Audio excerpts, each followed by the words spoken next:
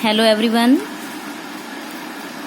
Now our topic is business environment.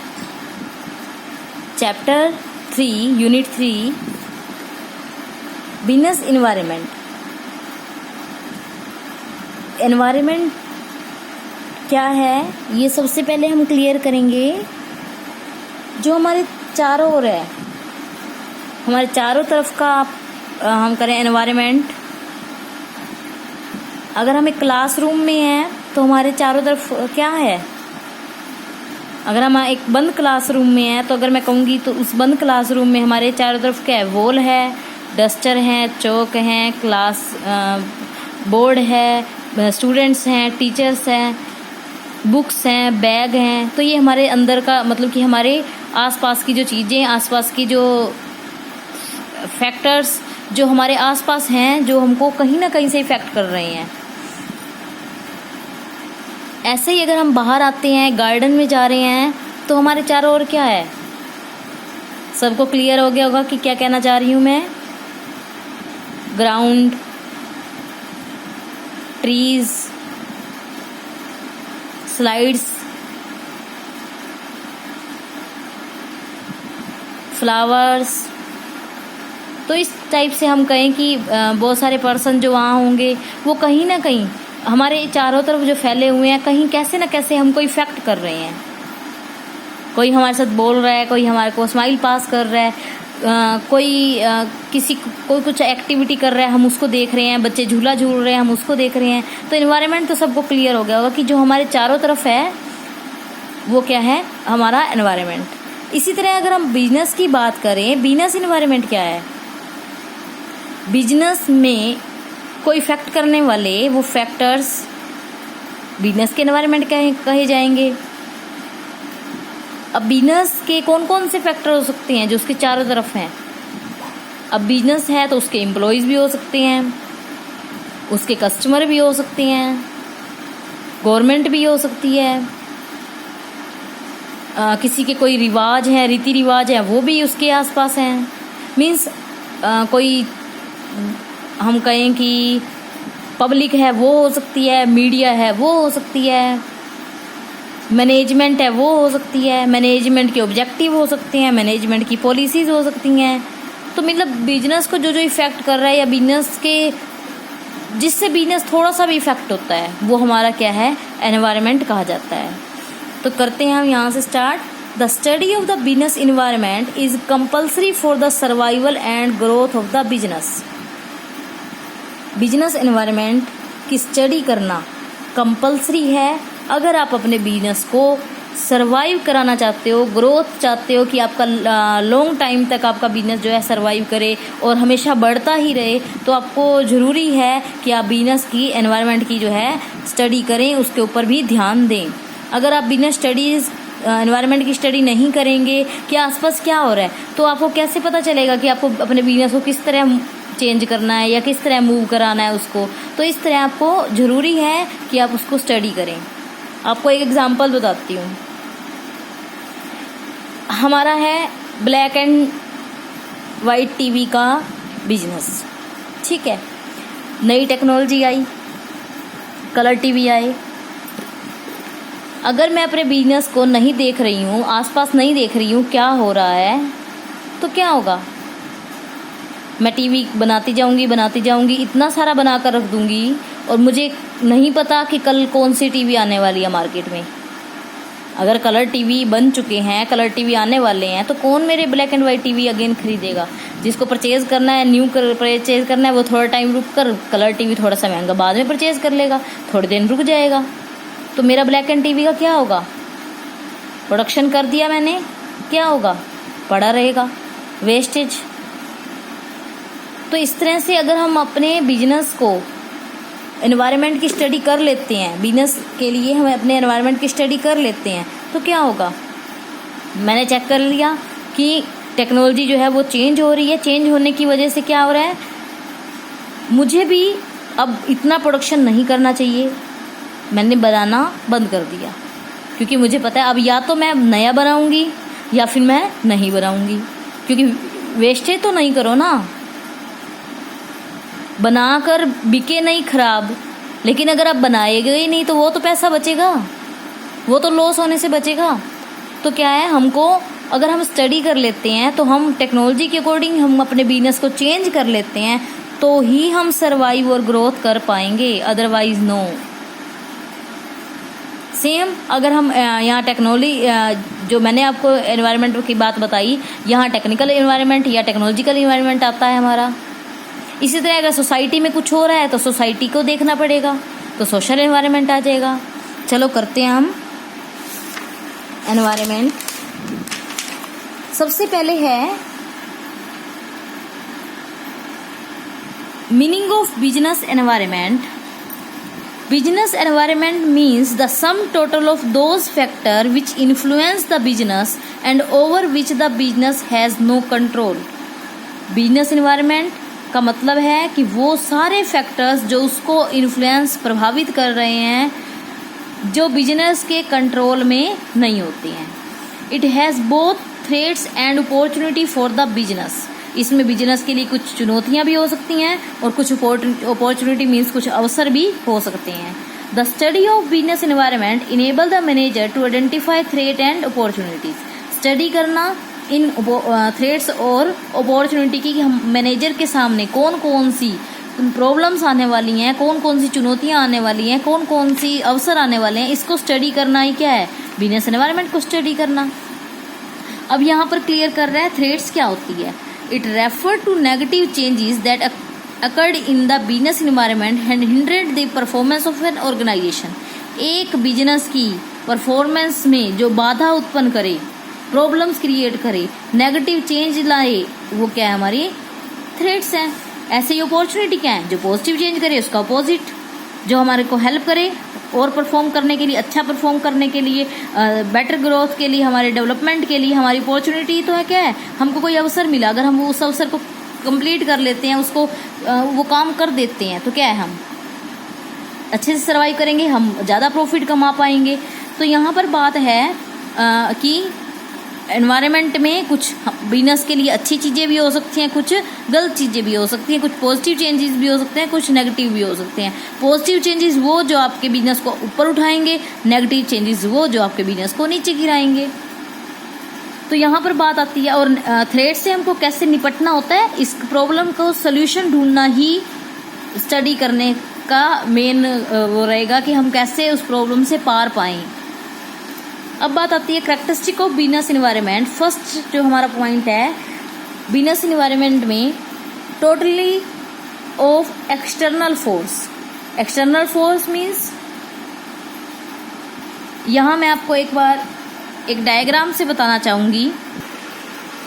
यहाँ देखेंगे, मैंने यहाँ बोर्ड पर लिखा है component of business environment. Business environment के दो कंपोनेंट्स हैं। फर्स्ट है इंटरनल एनवायरनमेंट, सेकंड है external environment. Internal environment means जो हमारे बिजनेस के अंदर की बातें हैं, अंदर का एनवायरनमेंट है वो। अब उसमें अंदर में कौन कौन पर्सन आते हैं, हमारी मैनेजमेंट आती है, हमारे ऑब्जेक्टिव्स आते हैं, मीन्स हमारे पॉलिसीज आती हैं, हम काम कैसे कर रहे हैं, हमारा मेथड आता है, हमारा इंफॉर्मेशन सिस्टम आता है, हमारा ऑर्गेनाइजेशन का स्ट्रक्चर कैसा है वो आता है। तो हमारी जो अंदर की बातें हैं वो इंटरनल एनवायरनमेंट।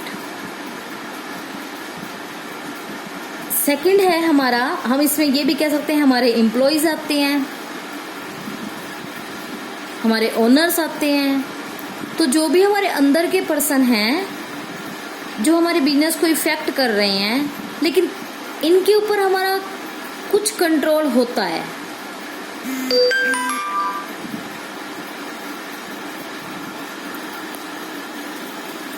हम ये भी कह सकते हैं कुछ क्या पूरा ही कंट्रोल होता है, लेकिन हाँ एम्प्लॉयज के ऊपर आपका पूरा कंट्रोल नहीं हो सकता।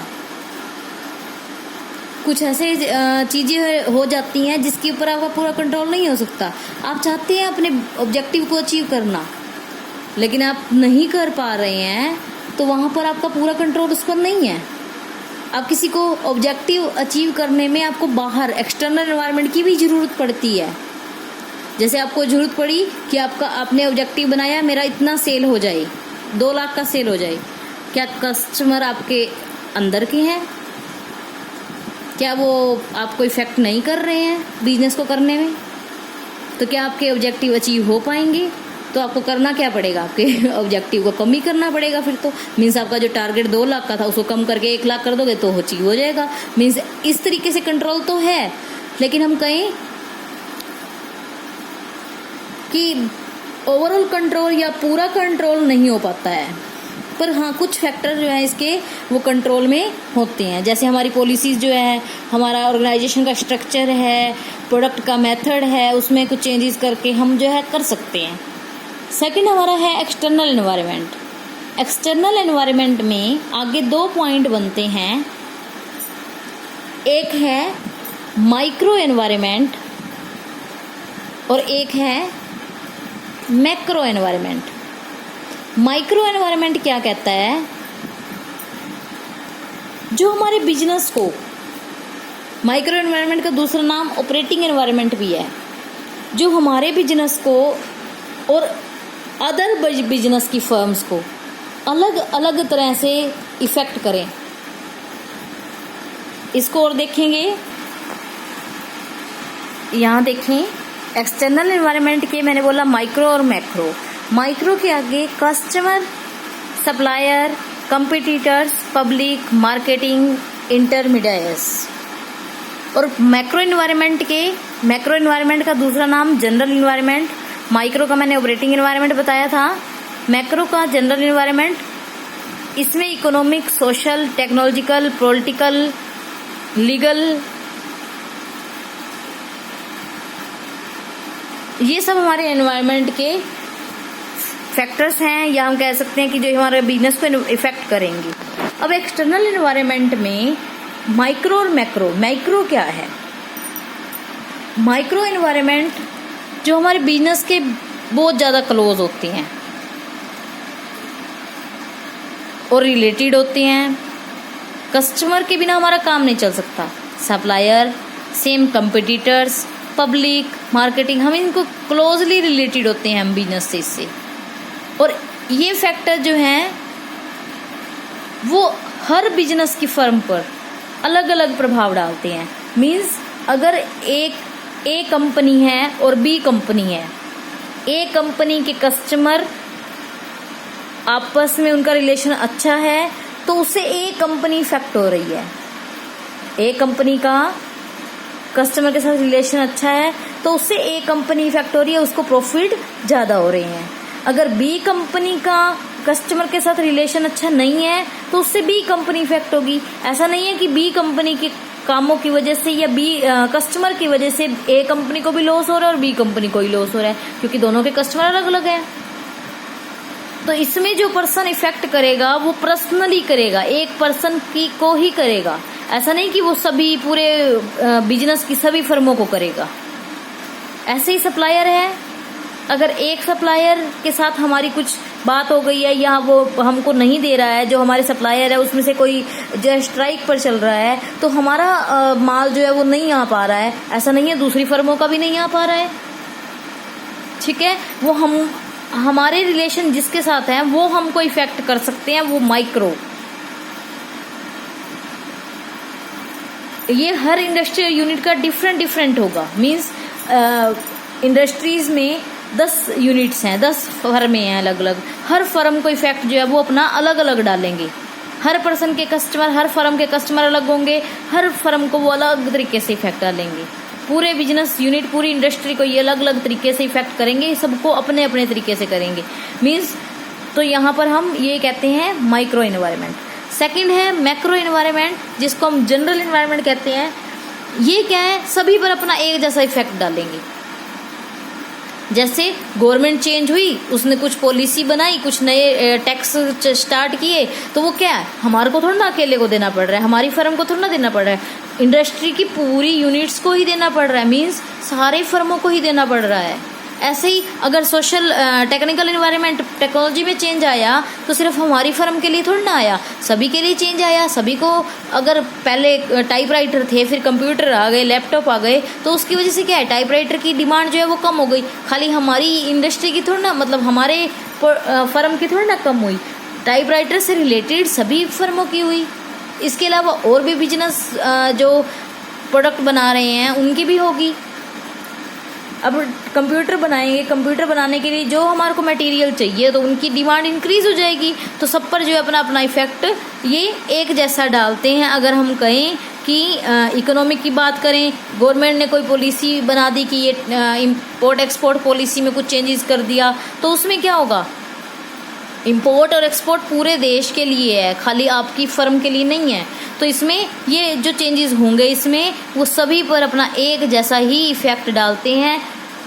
हाँ, थोड़ा कम थोड़ा ज़्यादा हो सकता है, क्योंकि आपका बिजनेस उससे ज़्यादा रिलेट होगा तो आपको ज़्यादा इफेक्ट रहेगा, किसी और का बिजनेस कम रिलेट होगा तो उससे कम इफेक्ट होगा, ये ठीक है। लेकिन ऐसा नहीं है कि सिर्फ आपके लिए हुआ। यहाँ तो कस्टमर, अगर आपका गवर्नमेंट आपका कस्टमर थी, वो आपसे इतने करोड़ों का माल खरीदती थी, आज आपसे गवर्नमेंट ने काम करना बंद कर दिया, तो क्या होएगा, आपका कस्टमर एक चला गया, आपको उससे कितने का लॉस हुआ। ऐसा तो नहीं है ना कि सभी फर्मों को ही लॉस हो रहा है, लेकिन यहाँ आपको टेक्नोलॉजिकल चेंज होने की वजह से क्या है, आपकी फर्म को हुआ, अदर फर्म्स को भी तो हुआ होगा।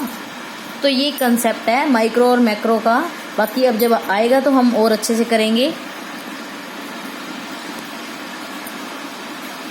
तो इसमें सप्लायर्स हैं, कस्टमर्स हैं, कंपटीटर्स हैं। माइक्रो में सप्लायर जो हमको सप्लाई करते हैं, कस्टमर जो हमसे परचेज करते हैं, सप्लायर जिनसे हम परचेज कर रहे हैं, कंपटीटर्स और फर्में जो हमारे बिजनेस को इफेक्ट कर रही हैं, पब्लिक सिंपल साधारण लोग जो हमारे कह सकते हैं कि जो हमारे फैक्ट्री के आसपास या कोई भी पब्लिक के पर्सन्स, ऐसे ही मार्केटिंग इंटरमीडिएट्स, वो जो कि हमारे बिजनेस को करने में हेल्प कर रहे हैं, मीडिएटर का काम कर रहे हैं, उनको हम मार्केट इंटरमीडिएट्स कहेंगे। नेक्स्ट वीडियो में हम और आगे करेंगे, कैरेक्टरिस्टिक करेंगे इसकी।